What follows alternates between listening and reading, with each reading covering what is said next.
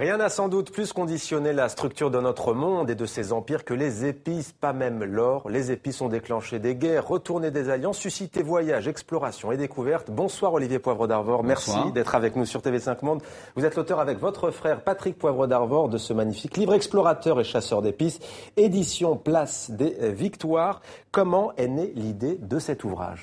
En quelque sorte, elle est née avec l'état civil. C'est-à-dire que quand on s'appelle Poivre et qu'on est enfant, on se moque de vous, et puis tout d'un coup vous regardez un dictionnaire, puis vous voyez que le poivre, dans le fond, c'est une épice ancienne, que ça valait cher, qu'il y avait une expression qui était chère comme poids, puis vous découvrez qu'il y a quelqu'un qui s'appelait Pierre Poivre, qui est votre ancêtre, qui, dans les années 1750, a été un explorateur et un botaniste et a participé à cette conquête incroyable du monde à travers les épices, et que à l'époque c'était le pétrole, mais puissance 10.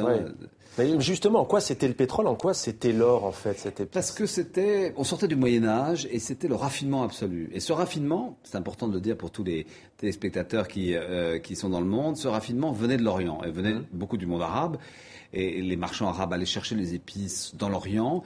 Et ces épices, pour les cours d'Europe, apparaissaient comme la manière de rendre leur mets un peu acceptable. Il y avait la cuisine, mais il y avait évidemment aussi tous les éléments liés à la conservation des aliments. Il y avait des éléments d'ordre olfactif.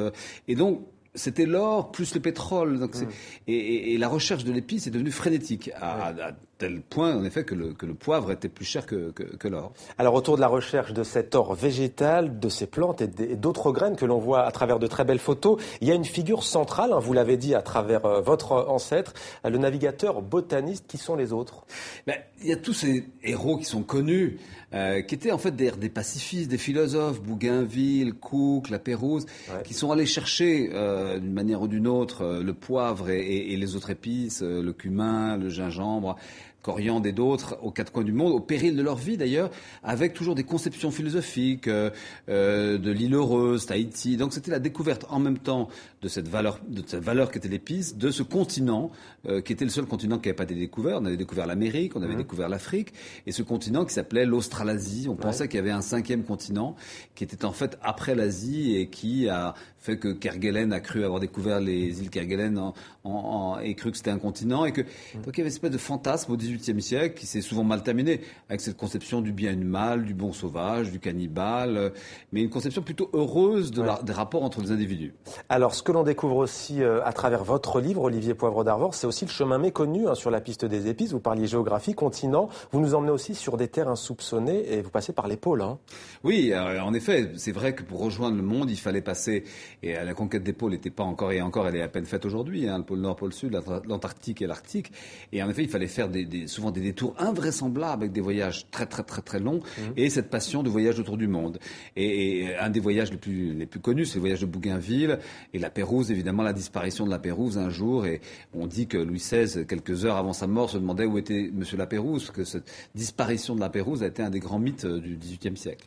Alors les épices ont été un formidable moteur à découverte, d'exploration. Quel rôle ont-elles joué au-delà effectivement des empires qui se faisaient, se défaisaient ? Les épices, d'abord, elles ont permis en effet à ces empires de se positionner. Les Hollandais ont été les plus forts en fait, parce qu'ils ont planté des épices dans ce qui est aujourd'hui l'Indonésie, Batavia, Sumatra, et la conquête des épices consistait à aller piquer des plants d'épices pour les acclimater en Europe et ailleurs, y compris à la Réunion, y compris dans un certain nombre de pays et dans d'autres continents, y compris du côté de la Caraïbe. Mais ce que nous dit l'épice, dans le fond, c'est qu'il y a eu très tôt dans l'humanité partout une recherche de la valeur, et que donc tout n'a pas la même valeur, et que des objets insignifiants, végétaux, qui étaient en effet quelques grains, pouvaient avoir une valeur absolument incroyable aux yeux du monde, et qu'il y avait déjà une sorte de mondialisation avant l'heure très évidente des valeurs et du commerce et de leurs ressources. Olivier Poivre d'Arvor, un livre écrit donc avec Patrick Poivre d'Arvor, votre frère, explorateur et chasseur d'épices, édition Place des Victoires. Les fêtes de fin d'année approchent, c'est un très beau cadeau. Voilà ce livre. Merci à vous, Olivier. Je rappelle aussi que vous êtes d'ailleurs directeur de France Culture, nos partenaires. Merci à vous. Merci à vous.